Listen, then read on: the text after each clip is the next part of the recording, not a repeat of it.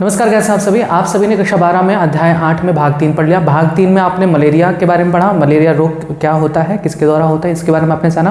आपने मलेरिया परजीवी प्लाज्मोडियम के जीवन चक्र को भी जान लिया था। अब आते हैं हम भाग 4 में, उसके आगे के टॉपिक बारे में बताएंगे, जो कि होगा अन्य रोग। जैसे आपने 7 रोग पढ़ लिया। 8वां रोग आपका आता है, वो है अमीबी पेचिस। अमीबी पेचिस या इसे अमीबी अतिसार भी कहते हैं, या इसे अमीबता भी कहते हैं। अमीबता, इसको इंग्लिश में कहा जाता है अमीबियासिस। अमीबियासिस। मैंने आपसे क्या बताया था कि रोगों में रोगजनक याद करना है, रोगवाहक याद करना है, प्रभावित अंग याद करना है और जांच याद करने हैं। लक्षण थोड़ा बहुत आपको इनसे ही क्लियर हो जाएगा कि जहाँ पर पाए जाते हैं वहाँ पर वो दिक्कत करते हैं। तो इसके में सबसे पहले हम क्या पढ़ेंगे, इसका रोगजनक क्या है। तो इस रोग का रोगजनक एक प्रोटोजोआ होता है। प्रोटोजोआन होता है। उस प्रोटोजोआन का नाम क्या है, एंट अमीबा हिस्टोलिटिका। एंट अमीबा हिस्टोलिटिका।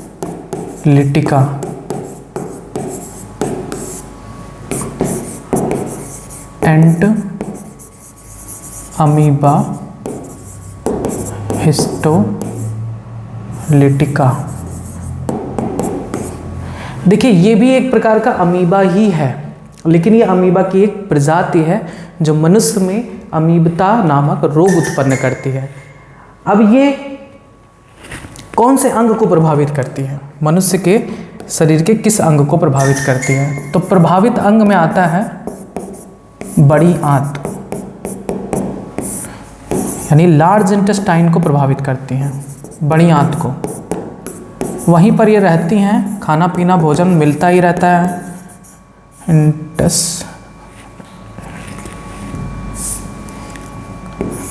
इंटेस्टाइन, खाना पीना मिलता है, वहाँ पर वो जीते हैं, खाते हैं, बढ़िया से मौज मस्ती से जनन वगैरह करते हैं, अपनी संख्या बढ़ाते हैं।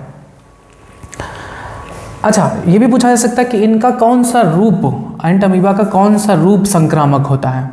तो इसमें होगा पुटकीय अवस्था।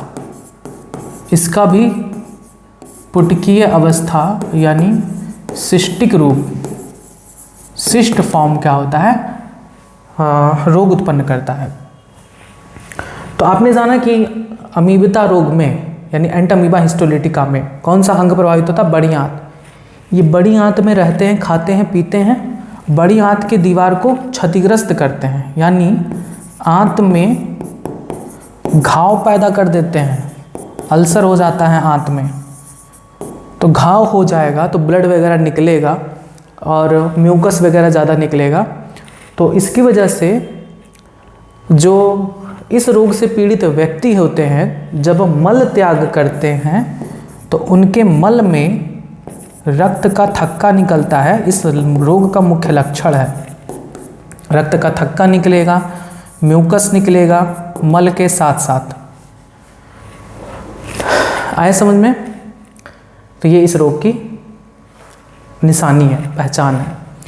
अब ये रोग फैलता कैसे है? अमीबा है, गंदे पानी से, गंदे भोजन से फैलेगा। किसी जो संक्रमित व्यक्ति है उसके मल से, मक्खियों के माध्यम से, जैसा कि मैंने आपको बताया कि मक्खियाँ उन मल पर बैठेंगी, फिर खाने वाली चीज़ों पर बैठेंगी, तो उनसे ये स्थानांतरित हो जाते हैं, इनके अंडे। तो उससे ये सामान्य व्यक्ति में भी पहुँचते हैं। तो आपने इतनी बातें जानी। इसमें आप संक्रमण में जान सकते हो कि इसका संक्रमण कैसे होता है। संदूषित भोजन व जल से। आप अगर दूषित जल या भोजन का प्रयोग करते हो तो, जिनमें इनके अंडे वगैरह पाए जाए। अच्छा, इनको फैलाने में मक्खियाँ भी रोल अदा करती हैं, इसलिए हम कह सकते हैं इनकी जो रोगवाहक हैं वो क्या है, घरेलू मक्खियाँ।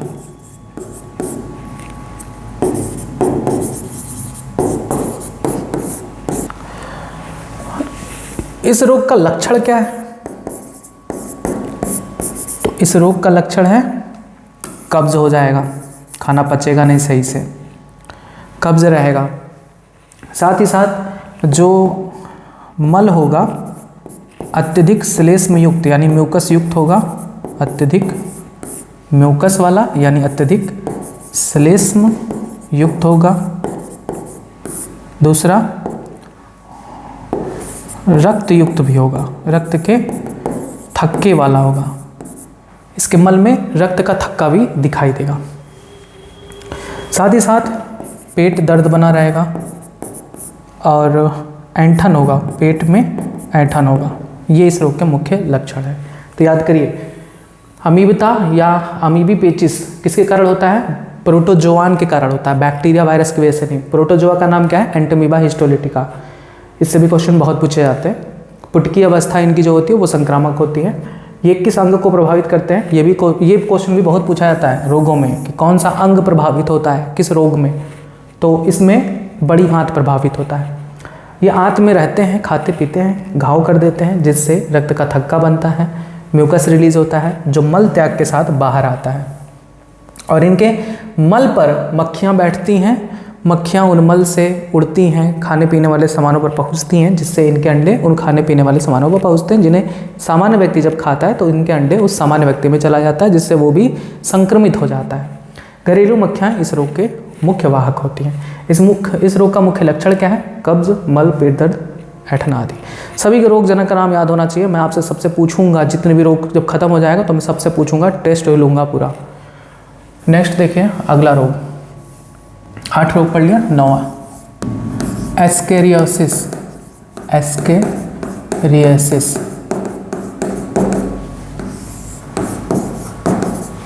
एस्केरियोसिस एस्केरियोसिस जो रोग है उसका सबसे पहले आपको क्या जानना है? रोगजनक कौन है? इस रोग का रोगजनक यानी पैथोजन क्या होता है? इस रोग का रोगजनक बैक्टीरिया, जीवाणु, वायरस ये सब नहीं होता। क्या होता है? गोल कृमि होते हैं। गोल कृमि आपने 11th में पढ़ा होगा, राउंड वर्म जिसे कहते हैं, इंटेस्टाइनल वर्म भी कहते हैं, कि ये आंत में पाई जाती हैं संक्रमित व्यक्ति के, और ज़्यादातर बच्चों में तो पढ़ ही जाता है। इसका पूरा नाम होता है एस्केरिस लुम्ब्रिकॉइड्स। Ascaris lumbricoides.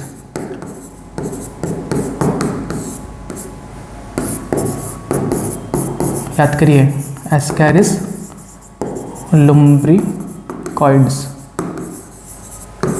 अब यही है जो बच्चों में कहते हैं, जब बच्चा बार बार थूक निकालता है या उसके पेट में दर्द वगैरह होता है तो कहते हैं कि कीड़ा पड़ गया होगा। तो कीड़े में यही होता है, एस्केरिस लुम्ब्रिकॉइड्स। अभी आपको मैंने बुक में फिगर भी दिखा दूंगा, आपके बुक में दिया भी गया है। ये एस्केरिस लुम्ब्रिकॉइड्स एकदम चाउमीन की तरीके दिखता है, और जब भी कोई चाउमीन खाता है तो मुझे तो याद आ जाता है, मैं चाउमीन नहीं खाता। हालांकि बहुत अच्छा मिल गया, दिख गया तो फिर मैं खा लेता हूँ, ऐसा नहीं है। लेकिन एस्केरिस लुम्ब्रिकॉइड्स एकदम चाउमीन के जैसा होता है। आपने एक वीडियो देखा होगा जिसमें एक डॉक्टर ऑपरेशन करता है आंत का, और उस आंत को काट के इसी को निकालता है। ये हमारी आंत में भर भर के हो जाती हैं। तो ये हमारी जब आंत में क्या कहते हैं, सॉरी, ये हमारा स्टमक है, ठीक है। उसके बाद शुरू होता है आंत। तो आंत में इनकी संख्या बहुत ज़्यादा हो जाती है, ठीक है। आंत में इनकी संख्या बहुत ज़्यादा, तो ये क्या होता है, रास्ता ब्लॉक हो जाता है, खाना आगे नहीं बढ़ पाता, तो इससे ऐंठन होता है, दर्द होता है। तो डॉक्टर वही कर रहा था कि जिस पेशेंट को वो ट्रीट कर रहा था उसके इसको काट कर, उसके इस जगह को काट कर इनको बाहर निकाल रहा था, चिमटी के माध्यम से इनको बाहर निकाल रहा था। तो उसका एक वीडियो बना था, उस वीडियो को वायरल किया गया और मैंने से लिखा था कि चाउमीन नहीं खाना चाहिए, कि चाउमीन सही से डाइजेस्ट नहीं होता है। और ये देखिए डॉक्टर किस तरह से इसको निकाल रहे चाउमीन को। तो वो चाउमीन नहीं था, वो यही थे, एस्केरिस लुम्ब्रिकॉइड्स। अगर आप वीडियो को ध्यान से देखोगे तो उसमें वो हिलते हैं, जब ये निकालते हैं डॉक्टर तो वो हिलते हैं, ठीक है, केचुए के तरीके। और दूसरा ये बात होती है कि कोई चाउमीन खाएगा तो इतना लंबा लंबा सीधे गटक तो जाएगा नहीं, एक आध दो खा लेगा, इतना सारा तो खाएगा नहीं। ये क्या करता है, ये जो डॉक्टर निकालते हैं वो इतना लंबा लंबा होता है, तो ठीक है, वो गलत फेक न्यूज़ था कि उसमें चाउमीन नहीं निकाल रहे थे, उसमें था एस्केरिस लुम्ब्रिकॉइड्स, जो कि गोल कृमि होते हैं, मनुष्य की आंत में पहुंचते हैं, आंत में रहते हैं, बढ़िया खाते हैं पीते हैं, संख्या बढ़ाते हैं। क्या भैया बार बार वही गलतियाँ हो रही हैं। इंटेस्टाइन आंत में रहते हैं, खाते हैं पीते हैं, बढ़िया से अपनी संख्या बढ़ाते हैं। इनके जो लार्वा होते हैं वो लार्वा आंत में छेद कर देते हैं, आंत में छेद कर देते हैं और फिर किसको प्रभावित करते हैं? हमारे अन्य अंगों को, हृदय को, यकृत को, फेफड़े को, इनको भी प्रभावित करते हैं इनके लार्वा। तो इसके आपको पता ही होगा, एक दवा आती है एल्बेंडाजोल के नाम से, मतलब उसका कॉन्स्टिट्यूशन होता है एल्बेंडाजोल, बहुत सारे नाम आते हैं, एक आता है बेन के नाम से आता है। तो बोलते हैं कि डॉक्टर्स कि साल में एक बार ये दवा खा लेनी चाहिए, क्योंकि पता नहीं होता कि कब किसी दूषित भोजन के माध्यम से ही आते हैं, दूषित भोजन पानी के माध्यम से आते हैं और हमारे शरीर में धीरे धीरे पनपेंगे और अपनी संख्या बढ़ा के हमारे आंत में इस प्रकार से नुकसान पहुंचाएंगे। तो आपने पढ़ा एस्केरियोसिस। एस्केरियोसिस रोग किसकी वजह से होता है? गोल कृमि एस्केरिस लुम्ब्रिकॉइड्स की वजह से होता है। कौन सा अंग प्रभावित होता है? आंत प्रभावित होता है। इनके लार्वा आंत में छेद करके अन्य अंगों को भी प्रभावित करते हैं, हृदय, फेफड़े, यकृत आदि को। इनकी मात्रा जब अधिक हो जाती है हमारी आंत में, ये अधिक मात्रा में जब पहुंच जाते हैं तब आंत का रास्ता ब्लॉक हो जाता है, खाना आगे नहीं पास हो पाता, तब उससे बहुत दर्द होती है। इसका एकमात्र उपाय कि सर्जरी द्वारा इनको निकाला जाए। अब इनके इस रोग के लक्षण क्या हैं? आइए लक्षण देख लेते हैं। लक्षण में आएगा आंतरिक रक्तस्राव होता है, क्योंकि आंत में ये घाव पैदा कर देंगे, आंतरिक रक्तस्राव होगा। पेट दर्द और आंत का रास्ता अवरुद्ध हो जाता है, अरक्तता हो जाता है, एनीमिया, रक्त की कमी, और पेशीय पीड़ा होता है, मस्कुलर पेन हो जाता है। ये इस रोग के लक्षण है, याद करिए। एस्केरियोसिस किसकी वजह से होता है? एस्केरिस लुम्ब्रिकॉइड्स की वजह से, और ये हमारी आंत को प्रभावित करते हैं। ठीक, अब आता है 10वां रोग, जो कि है फाइलेरियोसिस। फाइलेरियोसिस, इसे हाथी पांव भी कहते हैं। क्यों कहते हैं हाथी पांव? क्योंकि इसमें पांव यानी पैर हाथी के तरीके फूल जाता है, हाथी पांव। ठीक है, इसे फाइलेरियोसिस या एलिफेंटियोसिस, एलिफेंटियोसिस भी कहते हैं। अब फाइलेरियोसिस का रोगजनक कौन है? इसका रोगजनक है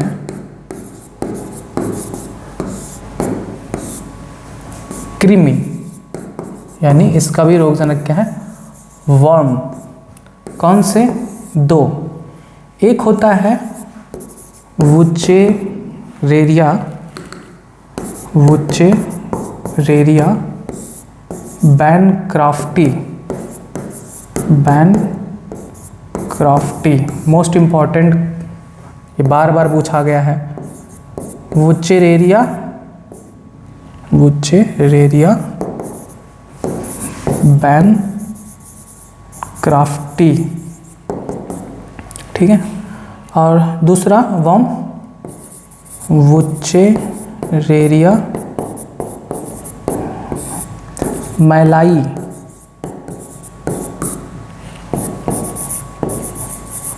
वुचेरेरिया मैलाई। इन दोनों की वजह से होता है, चाहे जो कोई भी आ गया, वुचेरेरिया बैनक्राफ्टी नामक कृमि अगर शरीर में आ गया, वुचेरेरिया मैलाई अगर शरीर में आ गया, तो ये इस रोग को पैदा करते हैं। इस रोग में क्या होता है?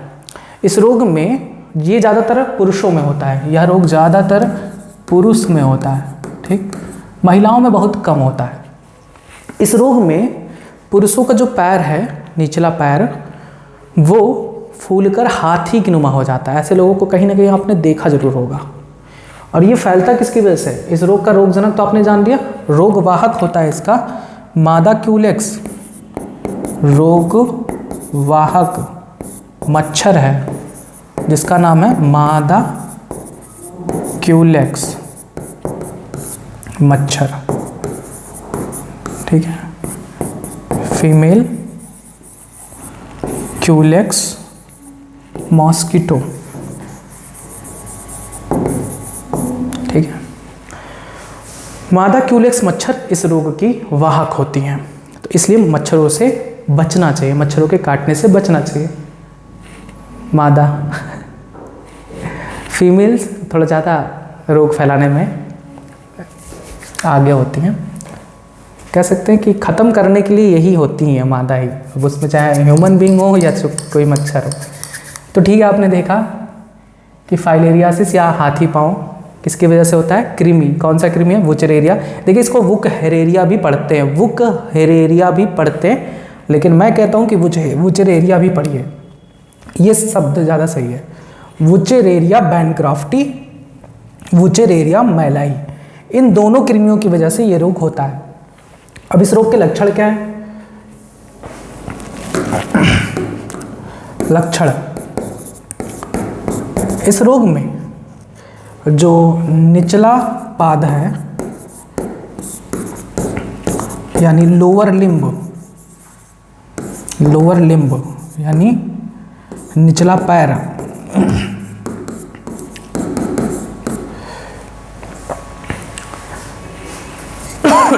इसमें निचले पैर की जो लसिका वाहिनियां हैं यानी लिम्फेटिक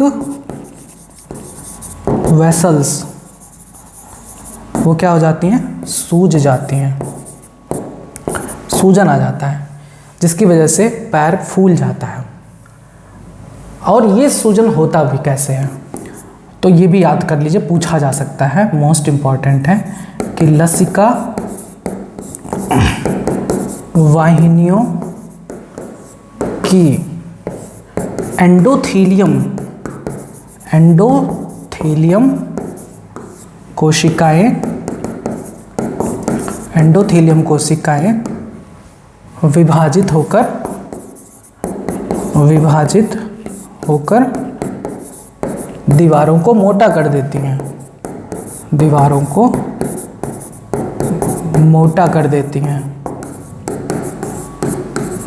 क्लियर है बात? लसिका वाहिनियां फूलती क्यों है, सूजन क्यों आ जाता है? क्योंकि इनकी जो एंडोथेलियम जो कोशिकाएं हैं उनमें लगातार विभाजन होता है, जिससे इनकी दीवारें, वाहिनियों की दीवारें फूल जाती हैं, मोटी हो जाती हैं और पैर सूज जाता है। तो ये क्वेश्चन भी इम्पॉर्टेंट है, पूछा जा सकता है कि हाथी पाँव में क्या होता है। तो लसिका वाहिनियों के एंडोथेलियम कोशिकाओं में विभाजन से इसकी दीवारें मोटी हो जाती हैं और लसिका वाहिनियाँ सूज जाती हैं, जिससे पैर हाथी के समान दिखने लगता है। ये आपने जाना एलिफेंटियोसिस, हाथी पाँव के बारे में, मोस्ट इम्पॉर्टेंट है, ये भी बार बार पूछा गया है हाथी पाँव के बारे में कि किसके कारण होता है। नाम थोड़ा डिफिकल्ट है ना, इसीलिए पूछते हैं कि देखते हैं वो कि आपको नाम पढ़ पा रहे हो, याद कर पा रहे हो कि नहीं कर पा रहे हो। तब तो भयंकर मेडिसिनों के नाम तो याद कर पाओगे, नहीं तो कहाँ याद कर पाओगे। मेडिसिन के नाम इतने अच्छे थोड़े ना होता है, फूल पत्ती के नाम पे तो होते नहीं है। तो वुकहेरेरिया बैनक्राफ्टी, वुकहेरेरिया मलेई, ये दो कृमि होते हैं जो फाइलेरियोसिस या हाथी पाँव रोग के लिए रिस्पॉन्सिबल होते हैं। इस रोग का रोगवाहक भी बहुत इंपॉर्टेंट है, पूछा जा सकता है, मादा क्यूलेक्स मच्छर। लक्षण आपने जान ही लिया। अब आता है 11वां रोग। अगला रोग है दाद यानी रिंग वॉर्म। इस रोग से भी आप लोग परिचित होंगे, कहीं ना कहीं लाइफ में हो ही जाता है। और इस रोग का जो रोगजनक है वो बहुत इंपॉर्टेंट है, बार बार पूछा जाता है। एक कवक होता है, कोई जीवाणु विषाणु नहीं होता, कवक, फंगल इन्फेक्शन है ये है फंगल डिजीज़, फंजाई की वजह से होता है। कौन सी फंजाई? इसमें 3 आते हैं, मैंने बताया था ना कि बाल के झड़ने में भी 2 ही रीज़न हो सकते हैं, एक तो जेनेटिक प्रॉब्लम होता है, दूसरा रीज़न होता है कवक का आक्रमण आपके शरीर पर। इनमें से 3 हो सकते हैं, तीनों में से कोई एक हो सकता है माइक्रो स्पोरम, या फिर हो सकता है ट्राइकोफाइटॉन। अभी हिंदी में लिख रहे हैं तो हिंदी में कहाँ लिखे, पहले हिंदी में लिख देते हैं। माइक्रोस्पोरम, याद करिए, माइक्रोस्पोरम, ट्राइकोफाइटॉन,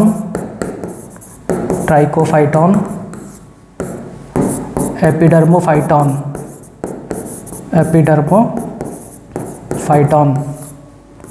ठीक है। माइक्रोस्पोरम,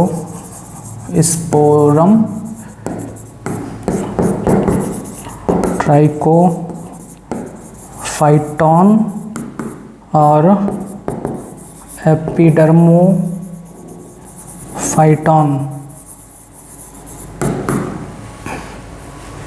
याद करिए, दाद रोग के लिए रिस्पॉन्सिबल कौन से कवक होते हैं? तीनों में से कोई भी हो सकता है, माइक्रोस्पोरम, ट्राइकोफाइटॉन, एपिडर्मोफाइटॉन एटसेट्रा।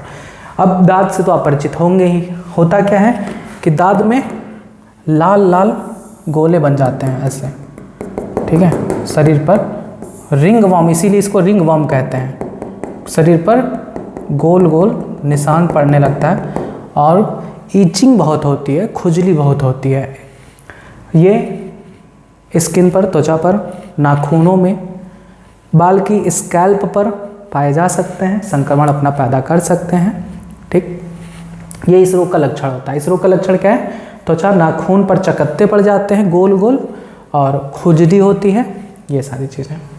इनसे बचाव के लिए क्या करना चाहिए? इनसे बचाव के लिए ऐसे व्यक्ति से दूर रहे जो इनसे संक्रमित हैं। किसी दूसरे का कंघी मत यूज करिए, तौलिया मत यूज करिए, रुमाल मत यूज करिए और उनसे कोई फिजिकल कांटेक्ट मत रखिए। और अगर हो भी जाता है तो आप मेडिसिन लीजिए। नेक्स्ट डिजीज़ आपका है 12वां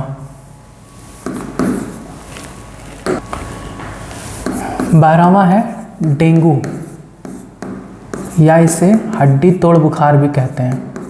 हड्डी तोड़ बुखार भी कहते हैं डेंगू।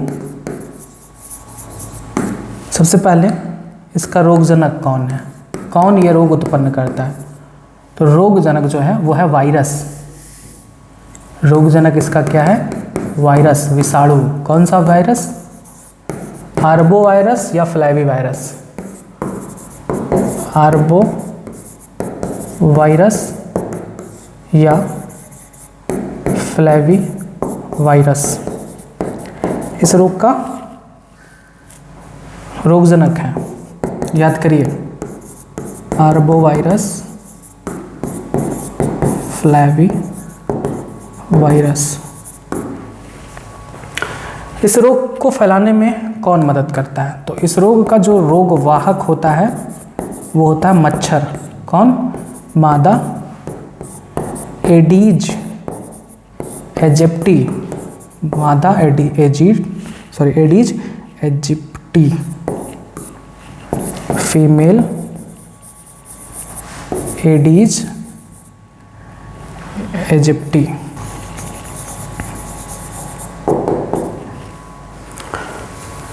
एजिप्टी, ठीक। याद करिए, डेंगू रोग का वाहक डेंगू रोग का जो रोगजनक है कौन सा है? आर्बो वायरस या फ्लैवी वायरस। याद करिए, आर्बो वायरस या फ्लैवी वायरस। इस रोग का रोग वाहक कौन है? मादा एडीज एजिप्टी, मच्छर। फिर आ गया तो इनसे थोड़ा दूर ही रहना चाहिए, चाहे मच्छर हो चाहे मनुष्य हो। और ये मच्छर जो है, ये मच्छर दिन में काटता है, दिन में काटता है, इतना भूखा है, ठीक। इस बात को भी ध्यान रखिएगा। कौन सा मच्छर दिन में काट कर रोग फैलाता है डेंगू को? वो है मादा एडीज एजिप्टी। अब चूंकि यह रोग आप हड्डी तोड़ बुखार के नाम से जानते हैं, यानी इसमें तो पेशीय दर्द बहुत होगा, मांसपेशी दर्द बहुत होता है। इस रोग में का लक्षण यह मांसपेशियों में ऐंठन होगा और तेज बुखार होगा और चक्कर वगैरह आना। अब इस रोग का लक्षण क्या है? मांसपेशियों में दर्द व ऐंठन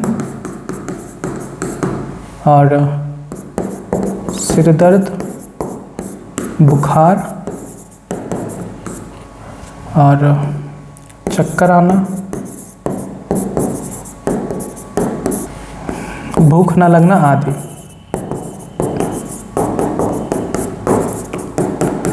अब जैसे आपने मलेरिया परजीवी को पढ़ा है, वैसे ही इसके भी 2 पोषक होते हैं, 2 होस्ट होते हैं।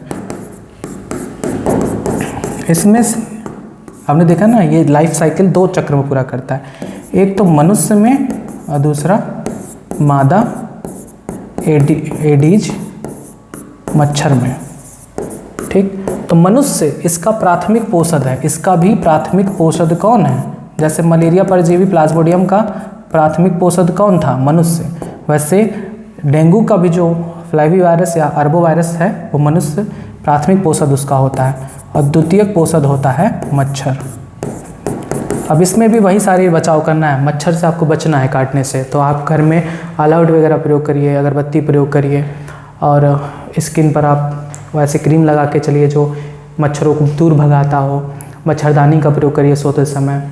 आसपास नालियां हैं तो उसको ढकवा दीजिए। आसपास कोई टायर वायर पड़ा है तो उसमें कोई पानी जमा ना हो, ऐसा आपको करना चाहिए इंतज़ाम। और साथ में आप नियर बाई कोई अगर तालाब वगैरह है तो उसमें गैम्बूसिया मछली और क्या कहते हैं ट्राउट वगैरह, इन सभी को आप उसमें ऐड कर सकते हो, जो मच्छर के लार्वा को खाते हैं। बस नेक्स्ट आता है आपका रोग। अगला रोग है चिकनगुनिया।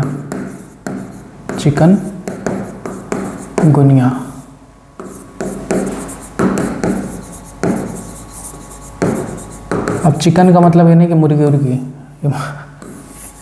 मुर्गी का कोई संबंध इसका नहीं है। इसका जो रोगजनक होता है, पैथोजन होता है, वो भी वायरस होता है। कौन सा वायरस? अल्फा विषाणु यानी अल्फा वायरस की वजह से यह रोग होता है। इस रोग का रोगवाहक भी वही है, मादा एडीज एजिप्टी। रोगवाहक भी कौन है? मादा एडीज एजिप्टी मच्छर, या दूसरा एक और मच्छर इसके लिए रिस्पॉन्सिबल होता है, टाइगर मच्छर। अभी सबका फिगर आपको दिखाएंगे। टाइगर मच्छर भी इस रोग को फैलाने में रोगवाहक के रूप में काम करता है। अब इस रोग में मुख्य रूप से क्या होता है? इस रोग का लक्षण है ज्वर यानी बुखार होगा, सिर दर्द, आँखों में जलन और हाथ पैर व धड़ में चकत्ते बनना। अच्छा, जो सबसे ज़्यादा क्वेश्चन पूछा गया है वो ये कि इसका अल्फा वायरस का आनुवंशिक पदार्थ बताइए कौन सा होता है। तो इसका जो आनुवंशिक पदार्थ वो होता है सिंगल स्ट्रैंडेड आरएनए, एक रज्जुकी आरएनए,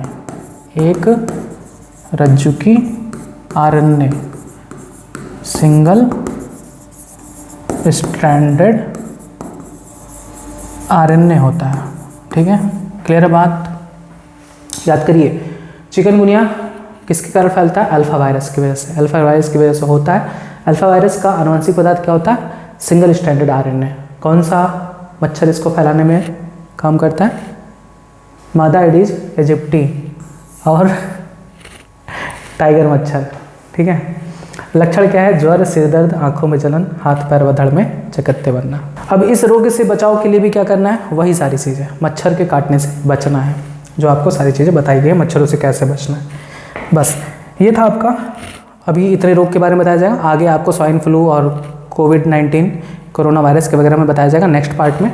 अभी हम इसको फिगर में आपको कुछ बातें बता दें। देखिए, अभी आपने क्या पढ़ा? आपने पढ़ा अमीबिता यानी अमीबियासिस किसके कारण होता है? एंटमीबा हिस्टोलिट के कारण याद हो गया होगा। उसके बाद आपने पढ़ा एस्कैरियोसिस किसके कारण होता है? Ascaris lumbricoides. देखिए चाउमीन के तरीके होते हैं ना, ये फीमेल है, ये मेल है। फीमेल मेल से बड़ी होती है, ठीक है। उसके बाद देखिए मैंने बताया एक आपको रोग फाइलेरियोसिस या एलिफेंटियोसिस। देखिए इसमें पैर हाथी के जैसे फूल जाता है, जैसे हाथी का पैर होता है वैसे। और ये जो आपको देख रहा है ना, ये यही कृमि है, इसको ही कहते हैं वुकेरेरिया बैनक्राफ्टी। दाद रोग में ऐसे लेसन्स पड़ जाते हैं छोटे छोटे, आपको जगह जगह ये चकत्ते दिखाई देंगे जो दांत की निशानी होती हैं। आपको मच्छरों को दिखा दें, ये है मादा एडीज इजिप्टी, जितनी सुंदर उतनी खतरनाक, चाहे वो मादा मच्छर हो चाहे मादा मनुष्य हो। एडीज एल्बोपिक्टस, और यह है फीमेल एनाफिलीज मच्छर। उसके बाद स्वाइन फ्लू, कोरोना वायरस, इनके बारे में आपको नेक्स्ट पार्ट में बताया जाएगा। उम्मीद है कि आपको आज का टॉपिक समझ में आया। मैंने बार बार कहूँगा सबके रोगजनक और रोगवाहक याद करते चलिएगा, मैं सब कुछ पूछूंगा एक दिन आपसे, ठीक है। तो उम्मीद है कि आपको ये टॉपिक समझ में आया है। आगे जो भी टॉपिक होगा जल्दी प्रोवाइड कराया जाएगा, तब तक आप जुड़े रहें यूट्यूब चैनल बायोलॉजी के साथ। धन्यवाद।